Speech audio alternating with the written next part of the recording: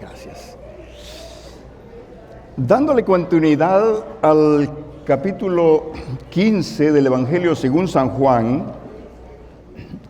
llegamos a ese punto difícil de aceptar, pero es una realidad. Yo, cuando pensaba en esto, también pensaba en una canción vieja que hace años escuché, que tiene que ver mucho con la edad. Y decía la canción se llama Quizás llegar a viejo. Y tiene que ver con aquello de que cuando una persona llega viejo, pues ya todo está pagado, el carnet abre todas las puertas, las piernas responden muy bien y todo es color de rosa. No hay problemas, no hay enfermedades, no hay deudas. Y se llama la canción Quizás llegar a viejo fuera más conveniente. Pero al final dice, la realidad no es esa. A veces las personas mayores, dice la misma canción, son como fantasmas olvidados, como sombras olvidadas, donde ya muy poco se percibe que están por allí. Y pensaba en eso también cuando pienso en el asunto de ser cristiano. Aparentemente ser cristiano es la mayor de las ventajas. Ser cristiano, popular. Ser cristiano viene siendo una situación donde todo va bien. No hay inconvenientes, no hay problemas, nadie te desprecia. Todo el mundo te quiere, todo el mundo te invita. Todo el mundo te procura. Pero según la palabra, algo andaría mal. Algo estaría mal, porque ser cristiano, según lo que dice Cristo aquí, y vamos a decirlo, tiene sus desventajas, socialmente hablando, políticamente hablando, incluso religiosamente hablando. Y le voy a decir por qué. Porque la Biblia anticipa y claramente dice, por causa mía, les van a aborrecer. A no ser que vivas un cristianismo mediocre, tibio, complaciente, conveniente, pero cuando tomas la palabra con la debida seriedad, sobre todo cuando recuerdas las palabras de Cristo cuando dice, si alguno quiere venir en pos de mí, niéguese a sí mismo, tome su cruz cada día y sígame. Se da cuenta que sí tenía razón el Señor. Cristo no vino haciendo promesas falsas, dijo claramente, por causa mía les van a aborrecer. Hay una lucha constante que no podemos obviar, llamémosle lucha espiritual, batalla cósmica, como quisiéramos. Pero es una lucha que está allí, constante, y la Biblia dice, nuestra lucha no es contra carne ni contra sangre, sino contra principados, potestades y gobernadores de las tinieblas. Es una batalla espiritual. Constantemente Satanás va a atacar tu familia, va a atacar tu vida, tu mente, tu alma, buscando, tu familia incluso, buscando la manera de derribarte, buscando la manera que dudes de Dios, de su misericordia, buscando la manera de que te apartes mejor de la fe y seas más realista, más práctico, menos fanático y empieces a caminar por el camino de los demás, por la senda ancha que lleva a la perdición. El Señor le dijo a Josué, esfuérzate y sé valiente, anticipando las muchas luchas que iba a tener al llegar a la tierra prometida. Hay que conquistarla, hay que luchar por ella y van a haber desafíos fuertes en el camino. Así que esfuérzate y sé valiente. No temas ni desmayes, le dice el Señor, porque yo estaré contigo donde quiera que fueres. También al profeta Ezequiel, antes de su ministerio, al comienzo el Señor le dice, pelearán contra ti, pero no te vencerán. Porque yo te he puesto en este día como ciudad fortificada, como columna de hierro, como muro de bronce. Van a pelear contra ti, pero no te van a vencer. Todo eso nos está anticipando de que la lucha está ahí, que Dios nos ha dado fuerzas. Cuando la palabra dice caerán a tu lado 1000 y 10.000 a tu diestra, mas a ti no llegará, sí, pero la batalla es constante. Dios nos ha dado la seguridad bendita de que la victoria está garantizada. Cuando Pablo dice, todo lo puedo en Cristo que me fortalece, está tocando todos los aspectos de la vida. No es un eslogan. Cristo le dijo a sus apóstoles, recibirán poder cuando venga sobre ustedes el Espíritu Santo. Y me serán testigos en Jerusalén, Samaria, Judea y hasta lo último de la tierra. Y fíjense, La palabra testigos, cuando uno estudia un poquito más el término, se da cuenta que no solamente ser testigo de Cristo, viene a ser un mártir de Cristo. Es como si les estuviera diciendo, por mi causa van a sufrir, pero van a tener el poder de lo alto que les va a asistir para que en todo lugar y en todo momento ustedes sepan que yo estoy con ustedes. Y si a mí me persiguieron, a ustedes también los van a perseguir, dice el Señor.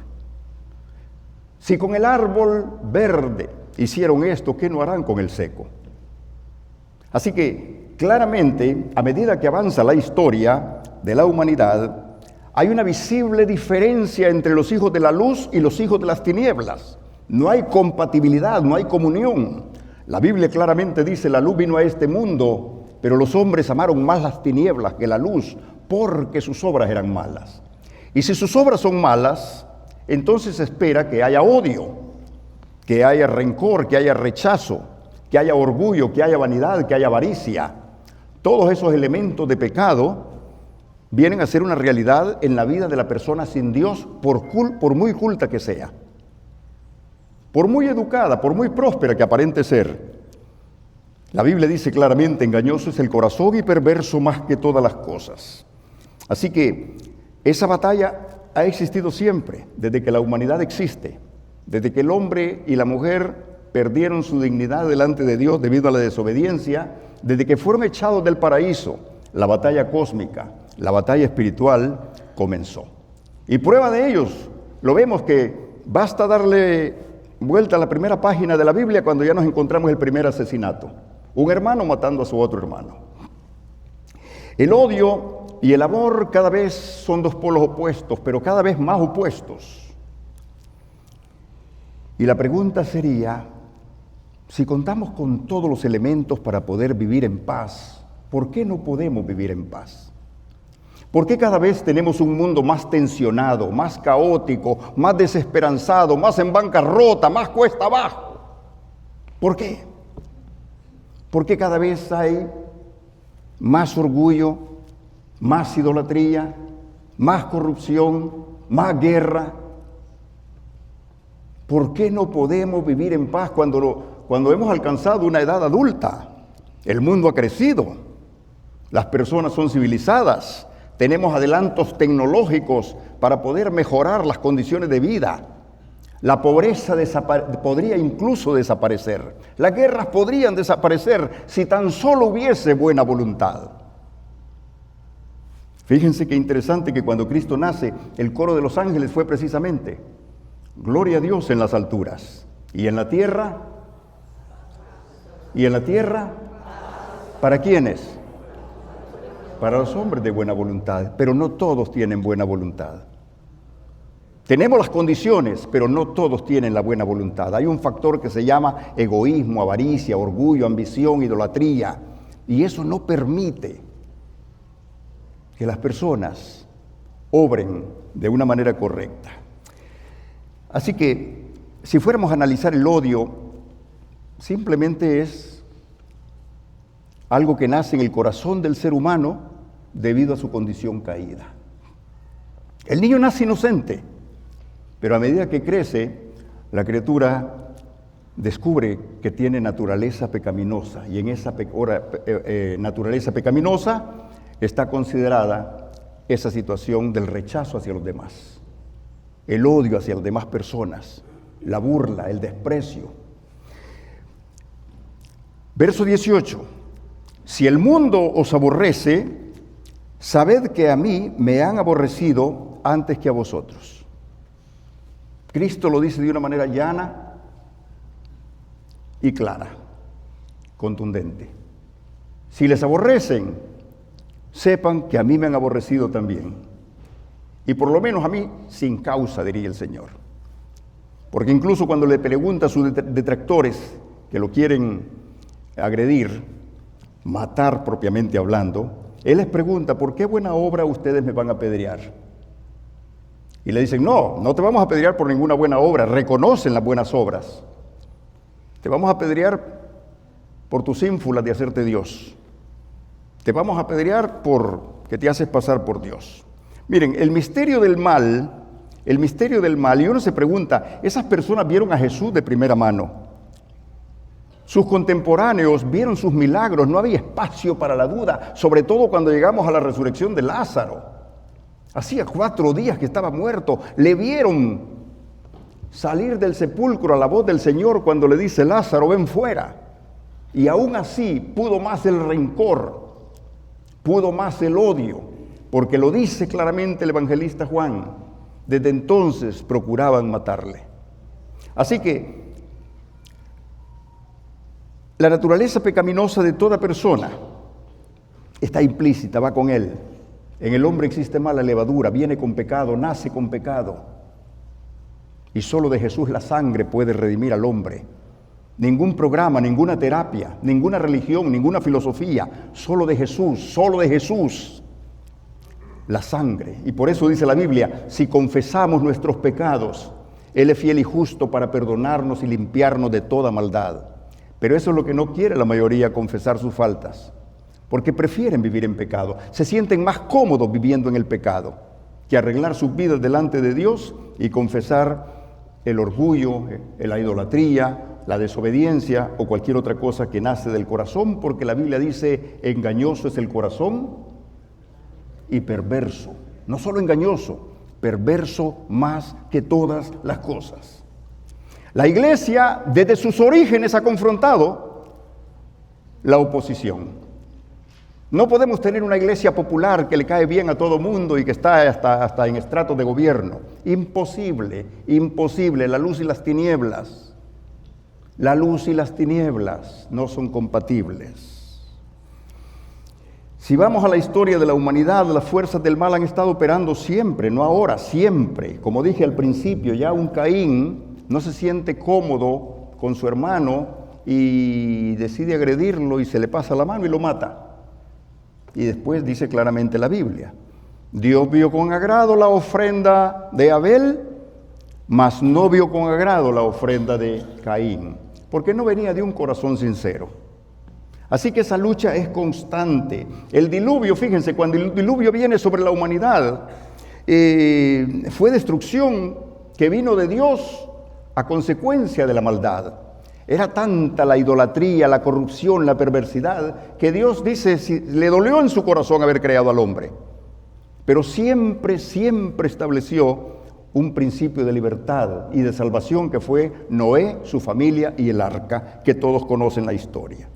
Cuando llegamos a la Torre de Babel ya hay orgullo. Fíjense, recién pasó el diluvio, no es que haya pasado recién, pero bueno, había pasado ya el diluvio. Había historia, había memoria histórica de lo que había ocurrido. Pero no, los hombres un día dijeron, subamos al cielo, parte de la arrogancia, seamos igual a Dios, veamos qué hay allá arriba, y como consecuencia ya no viene un diluvio, pero sí viene la confusión de idiomas, lenguas, dialectos, y eso hace crea de alguna manera un caos y las personas tienen que emigrar, salir de un lado para otro y agruparse de acuerdo a sus lenguas. Ahora bien, cuando llegamos más adelante a una historia clásica que todos conocen, la historia de Sodoma y Gomorra, ¿por qué tuvo que ser destruida una ciudad tan próspera como Sodoma y Gomorra? Porque la corrupción era grande, era insoportable la descomposición social.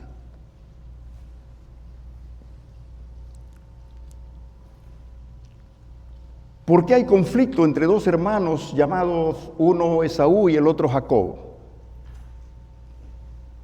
¿Por qué incluso Dios dice a Jacob amé, mas a Esaú aborrecí? Porque la condición del uno era materialista y la condición del otro, de alguna manera, era pecador también, pero buscaba a Dios. Y hay conflicto entre dos hermanos ahí.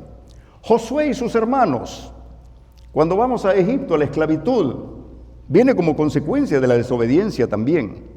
Y hay una parte esencial aquí y es el conflicto que se da entre José y sus hermanos. Lo aborrecen sin razón, le tienen envidia, lo odian al grado de querer deshacerse de él e incluso matarlo. ¿Verdad? Y así podemos ir por la vida viendo la trayectoria bíblica y encontramos ese conflicto constante, la guerra, las amenazas. Vemos para Israel la esclavitud, el exilio, las guerras, las invasiones, las persecuciones, destrucción, el holocausto.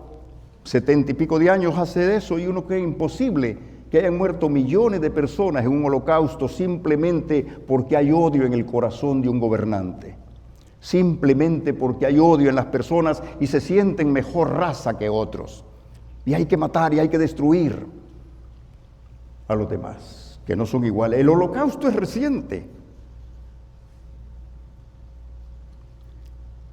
Hasta los días presentes vemos cómo el odio se va fraguando cada vez más y más hasta llegar a esas insospechadas situaciones donde las personas se matan entre ellos por fanatismos, por conflictos, por ideologías.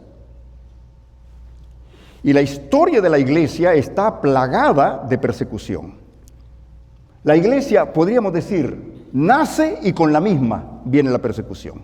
Pero ya Cristo se lo había anticipado.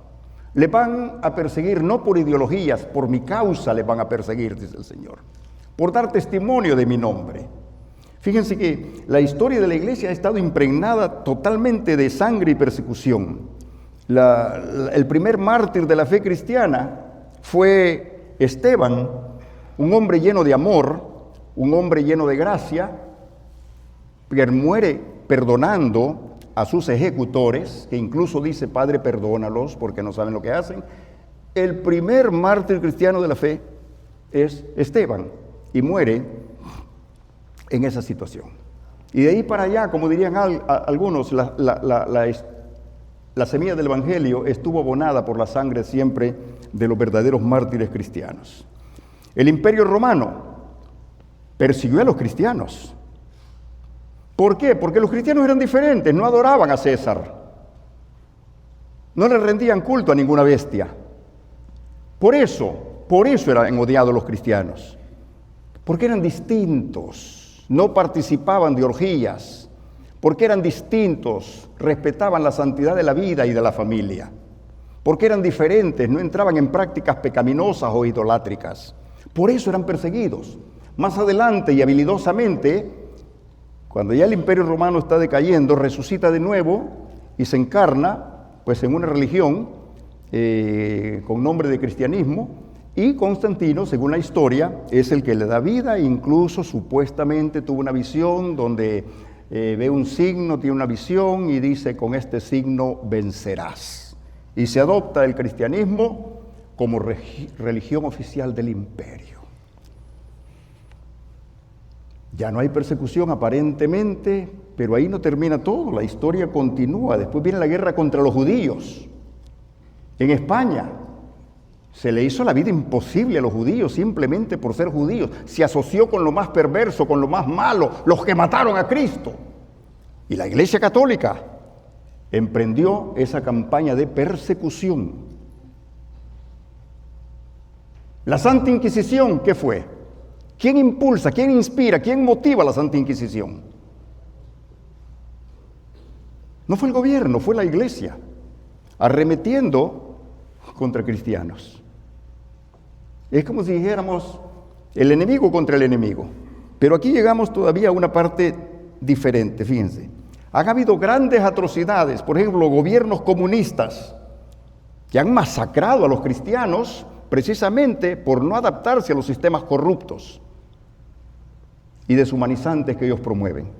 Ya no digamos las hordas musulmanas que también han matado misioneros nuestros en el extranjero. En este país tú puedes poner una mezquita. En los países musulmanes no puedes poner una iglesia cristiana. Los cristianos son perseguidos. Con el correr de los siglos los papeles se invierten, fíjense ustedes. Y son los supuestos cristianos los que persiguen a los judíos. Los judíos sufrieron. ¿Y quién los persiguió? La iglesia supuestamente cristiana. ¿Por qué se persigue al pueblo de Dios? ¿Por qué se persigue a la iglesia? ¿Por qué se le hace la vida imposible a aquellos que son diferentes? Lo dijo Cristo: por mi causa les van a aborrecer. Si ustedes fueran del mundo, del cosmos, si ustedes fueran parte del ambiente, el mundo amaría lo suyo, estaría el mundo satisfecho con ustedes, si ustedes fueran paganos, idólatras. Pero les aborrecen precisamente por ser diferentes, por ser distintos, porque no son del mundo. Antes yo os elegí del mundo, por eso el mundo les aborrece. Fíjense, Efesios 1 dice que nos escogió para alabanza de su gloria, porque Dios siempre quiso tener un pueblo santo, celoso de buenas obras, una iglesia santa sin mancha y sin arruga, una iglesia donde las familias reflejaran su gloria, donde se pudiera respetar la santidad de la vida y la santidad de la familia, donde se pudieran cumplir con los preceptos del reino de Dios, donde predominara el amor, la igualdad, la justicia, el respeto hacia los demás, donde pudiera existir una verdadera koinonía, que es la palabra que se usa para referirse al amor verdadero. Entonces, nos escogió para que fuésemos santos y sin mancha, para alabanza de su gloria. Y eso es lo que Cristo soñó, una iglesia distinta, diferente, una iglesia que no tiene los matices del mundo, una iglesia que no es mundana, una iglesia que no es carnal, sino una iglesia conformada de hombres y mujeres, jóvenes y niños, que viven de acuerdo a la santidad de Dios. Acuérdense de la palabra que yo les he dicho, dice el Señor. El siervo no es mayor que su Señor, y esto lo dijo también cuando estaba lavando los pies de sus apóstoles. Si a mí me han perseguido, si a mí me han querido matar, si a mí me han hecho la vida imposible, a ustedes se la van a hacer también. Les van a perseguir, pero también si han guardado mi palabra, van a guardar la palabra de ustedes. Mas todo esto os harán por causa de mi nombre, porque no conocen al que me ha enviado. Aquí el Señor claramente establece que los suyos no van a ser populares, no van a ser bienvenidos. De alguna manera van a ser estorbo, de alguna manera van a ser un obstáculo, porque donde quiera que hay un cristiano, donde quiera que existe una familia cristiana, hay valores, hay valores. Lo primero que refleja es el amor hacia los demás, no el odio. Lo primero que refleja es el respeto hacia otros. Lo primero que refleja es el gozo, la paz que hay en su corazón como consecuencia de haberse encontrado con el Señor. Entonces, el enemigo no soporta eso. El enemigo se deleita. Mire, no hay peor corrupto que el que se deleita corrompiendo también a los demás. Por eso es que el mundo les aborrece, dice el Señor, porque a mi Padre no conocen y a mí también me aborrecieron. No encontramos, sin embargo, ninguna referencia que se nos ordene rebelarnos contra el gobierno. Y esto hay que dejarlo claro. La palabra dice: sométase toda persona a las autoridades civiles, porque las que hay son puestas por Dios. Y puede ser que un sistema venga para corregir, para bendecir, y otro venga también para castigar. De alguna manera, la palabra de Dios, no hay ningún indicio de sublevación. Lo que hay es indicio de valentía y de oponernos a aquello que pueda ir con nuestra conciencia. Sabemos que celebramos la vida. Como cristianos no estamos a favor del aborto. Como cristianos nos oponemos a la tenencia de armas, nos oponemos a la violencia, nos oponemos al racismo. Como cristianos verdaderos nos oponemos a todo aquello que deshumaniza a las personas. Y esa es la primera característica de un cristiano. Por eso es que a veces no podemos tener, aunque querramos, cristianos verdaderos en el gobierno, porque es incompatible. Nos guste o no nos guste, no es compatible. La luz no armoniza con las tinieblas. El costo del discipulado es alto, y claramente dice el Señor: si alguno quiere venir en pos de mí, niéguese a sí mismo, tome su cruz y sígame diariamente. No van a ser populares, no, nadie los va a invitar, nadie les va a dar una medalla por ser buenos cristianos. Nadie les va a dar un título honorífico o un doctorado por haber sido buenos cristianos durante 30 o 40 años.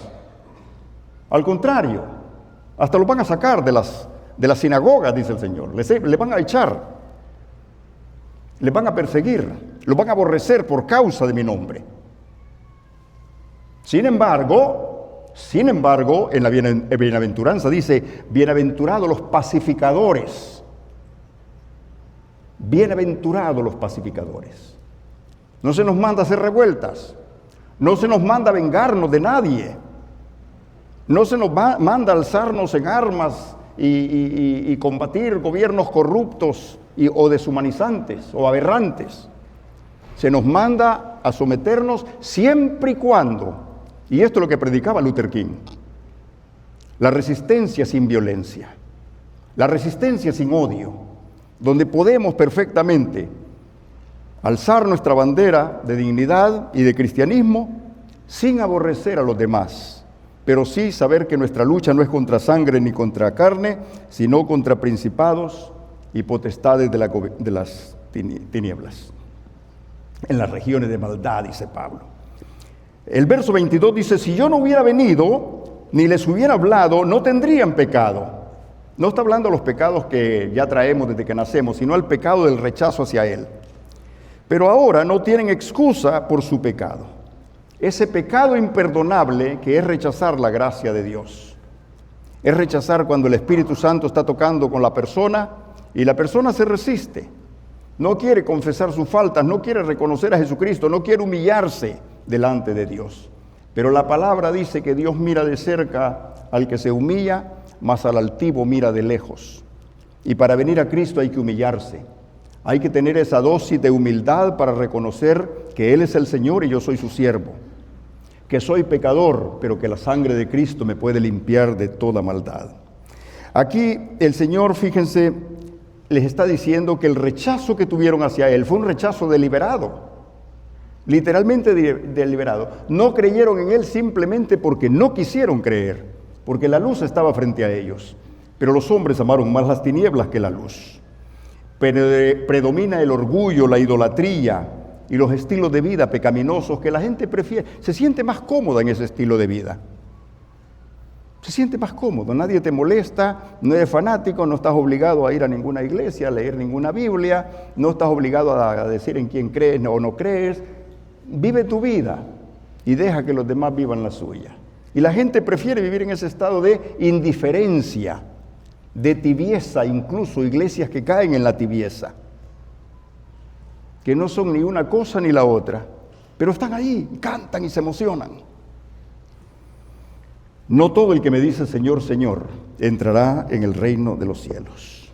Ahora, llegamos a otro punto y es el hecho de que claramente dice el Señor, si a mí me aborrecen, el que a mí me aborrece también a mi Padre aborrece. Nadie puede decir yo amo a Dios, pero a Jesucristo no lo tolero. Y les digo esto porque hay movimientos fuertes donde se piensa que Dios, que Cristo es un usurpador, un mentiroso, un farsante, un lunático, pero aman a Dios, eso sí, aman a Dios, y usted lo va a ver desangrándose ahí delante de Dios con oraciones, pero a Cristo no lo aceptaron, y el que me rechaza a mí está rechazando al Padre, dice claramente Jesucristo. O sea que esto es parte de la fe, esto es parte de entender que Jesucristo es el enviado de Dios, y el testimonio de Dios es que crean en su palabra y en Jesucristo a quien Él ha enviado. El testimonio de los cristianos no va a ser siempre bien visto. Si tú estás en un lugar donde todos son ladrones y tú no eres, no te van a ver bien. Si todas tus amistades tienen otros tipos de relaciones y tú no las tienes, no te van a ver bien. Si tú estás en contra del aborto, no te van a ver bien. Si estás en contra de los matrimonios entre personas del mismo sexo, tampoco te van a ver bien. Entonces, el cristiano tiene valores que están muy por encima de cualquier ética o moral. Y en consecuencia, no va a ser bien visto. No va a ser una persona popular, agradable, cómica, graciosa, el que se las sabe todas. No se puede servir a dos señores. Las evidencias de un buen cristiano precisamente es que tiene amor hacia las demás personas. Si evidencias vamos a buscar en un hijo de Dios o en una hija, lo primero es que tiene amor hacia los demás. Y en esto sabrán que son mis discípulos si tuviesen amor, no odio, sino amor hacia los demás. No indiferencia, no desprecio, sino amor hacia los demás. Esa es la primera regla, la primera característica del cristianismo. El cristiano no fomenta el odio ni las divisiones entre los seres humanos. Al contrario, busca las formas reconciliatorias de acercarlo al amor de Dios. El cristiano vive de acuerdo a los valores morales y espirituales del reino de Dios. Los tiempos han cambiado, pero el pecado sigue siendo pecado en todos los idiomas y en todas las esferas y en todas las edades. Pecado es pecado. No es que, vamos a decir, hace 2000 años el homosexualismo era pecado. Ahora ya no.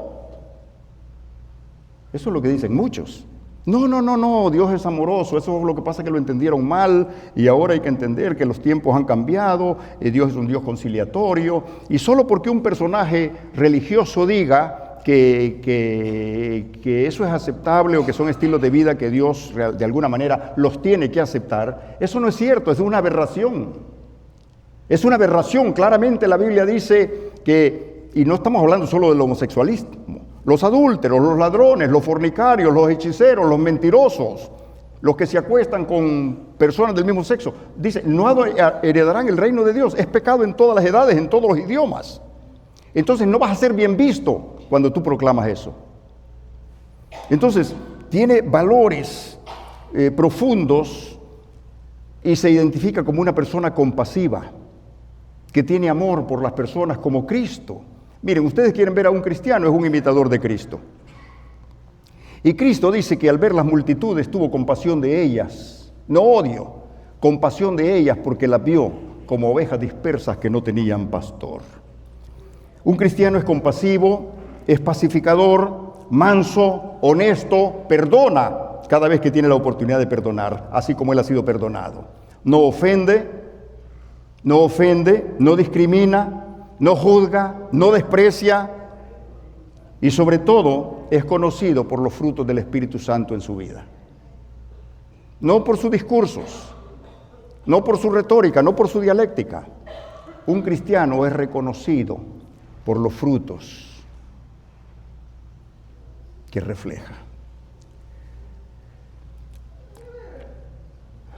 Segunda Timoteo 3:12, mira lo que dice.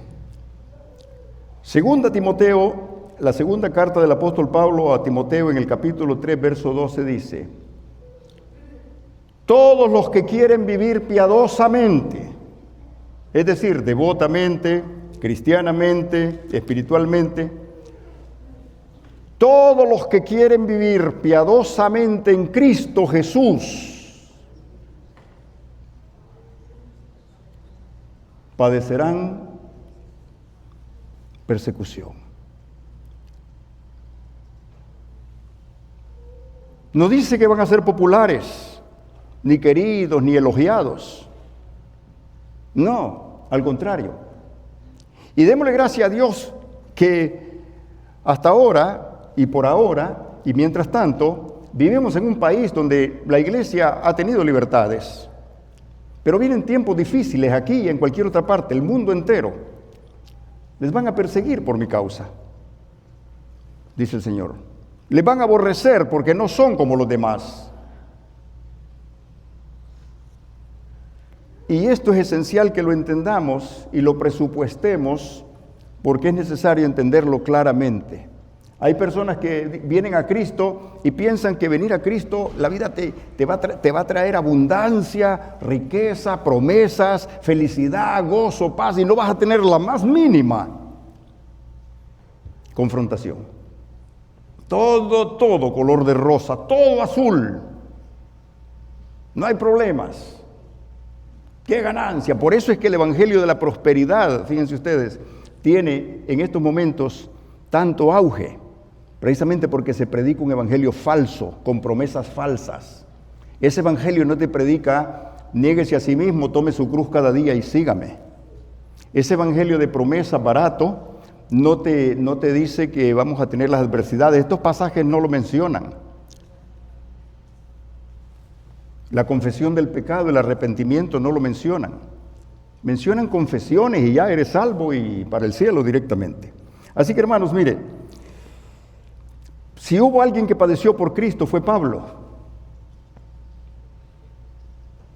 pero muy pocos quisieran vivir la vida que Pablo vivió.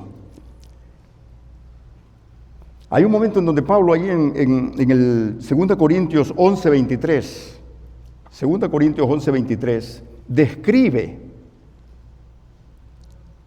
describe lo impopular que era su vida.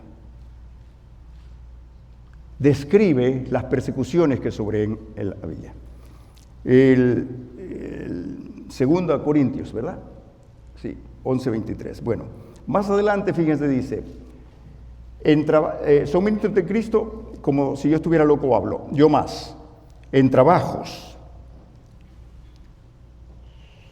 más abundantes, en azotes sin número, en cárceles más, en peligros de muerte, muchas veces. De los judíos 5 veces he recibido 40 azotes menos 1.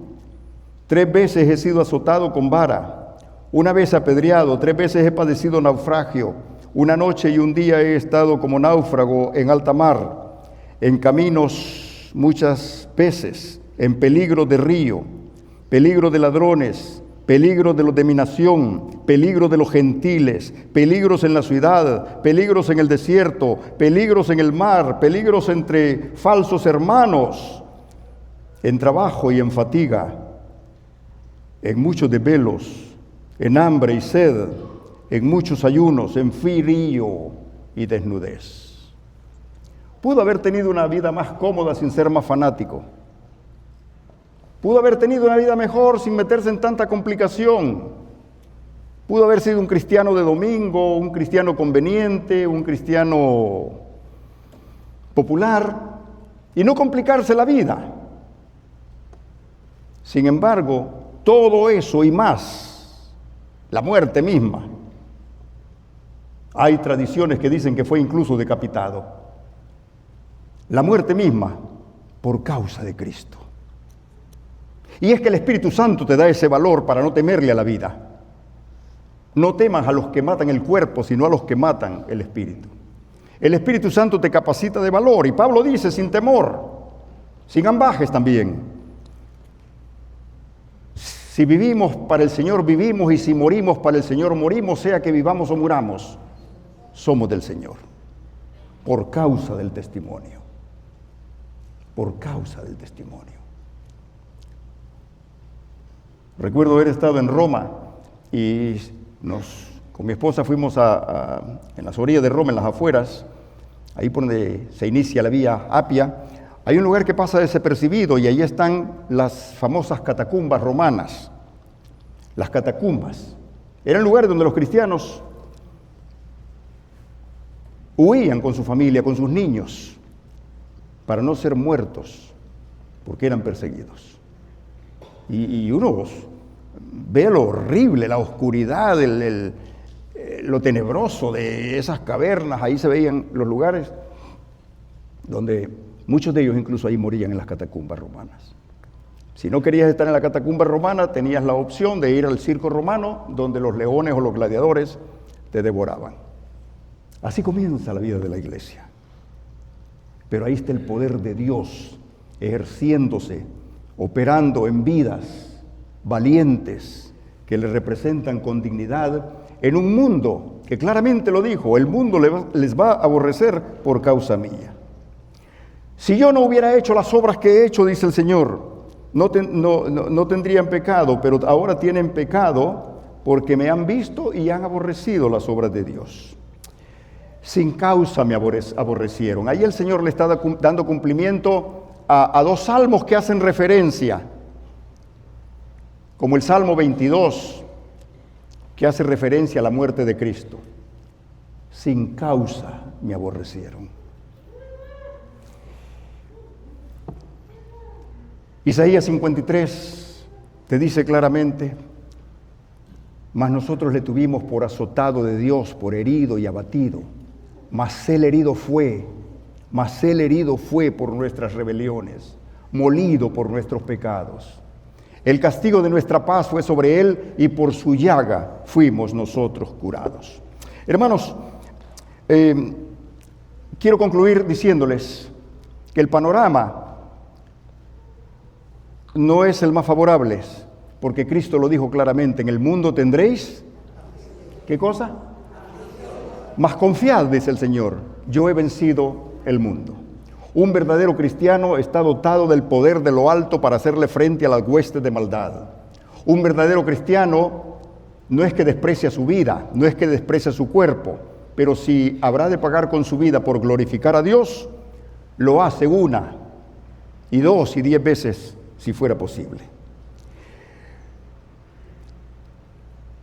En Efesios capítulo 2 dice claramente la palabra: Él os dio vida a vosotros cuando estabais muertos en vuestros delitos y en vuestros pecados, en los cuales anduvisteis en otro tiempo siguiendo la corriente de este mundo. Claramente la palabra establece la diferencia entre los que han sido redimidos y los que viven todavía en las tinieblas o en la vanidad de su vida. Dios nos envía y nos tiene en un mundo lleno de violencia, lleno de maldad, lleno de rebeldía, para que seamos testigos de su gracia. Si hasta ahora no hemos sido perseguidos por causa de la fe, puede llegarse el momento en que lo sea. Puede llegarse el momento en que tengas que sacrificar una relación amorosa, sentimental, por causa del testimonio. Puede llegarse el momento en que tengas que perder tu trabajo por causa del testimonio. Puede llegarse el momento en que tengas que emigrar por causa de tu testimonio en Cristo. Pero fíjense, Dios nos ha llamado a ser testigos de su gracia, a ser promotores de su paz y a proclamar el evangelio de las buenas nuevas. En el mundo difícil en el que vivimos, no nos manda a huir, nos manda a ser testigos suyos. Que Dios bendiga e ilumine a esta nación, a fin de que el evangelio de la paz, que es la única solución, sea el único camino para alcanzar la reconciliación con Dios y promover buenas relaciones entre sus habitantes. Que Dios bendiga este país. Que la verdadera iglesia de Jesucristo sea guardada por el poder de Dios y que ninguna hueste de maldad prevalezca contra los elegidos del Señor. Que el Espíritu Santo nos capacite, hermanos, con poder de lo alto, para que esta amada iglesia y todas las iglesias que proclaman su nombre, en esta noche tan oscura que se avecina, los cristianos sean llenos del poder de lo alto. Los cristianos sean llenos de la rica unción que viene de Dios para reflejar el amor de Dios y luchar con las armas de la luz. Porque dice la palabra, andamos en la carne, pero no militamos según la carne. Las armas de nuestra milicia no son carnales, sino poderosas en Dios para la destrucción de fortalezas. Derribando todo argumento y toda altivez que se levanta contra el conocimiento de Dios y llevando cautivo todo pensamiento a la obediencia de Cristo. Dios fortalezca a su iglesia. Dios nos dé esa valentía. Dios nos dé ese poder de lo alto para tener en el testimonio nuestro vivo, con celo santo, y que al igual que Elías arregló el altar que estaba deteriorado, no dobló sus rodillas ante los baales de este mundo y pudo ejercer poder de lo alto para que el fuego de Dios quemara los ídolos de los baales. Que Dios nos dé sabiduría para vivir con dignidad y con un testimonio cristiano que glorifique a Dios. Puestos en pie. Padre, gracias por tu palabra, gracias por tu amada iglesia. Bendice a cada cristiano, Señor, cada hijo, cada hija tuya, en cualquier parte donde va. Que el poder de lo alto le guarde, que la gracia divina le cubra y que tu Santo Espíritu, Señor, le capacite para que con valentía pueda decir como Pablo, guardamos la fe y seguimos con esa carrera que tenemos por delante, puesto los ojos en Jesús, autor y consumador de nuestra fe. Gracias por tu amada iglesia en Cristo Jesús. Amén.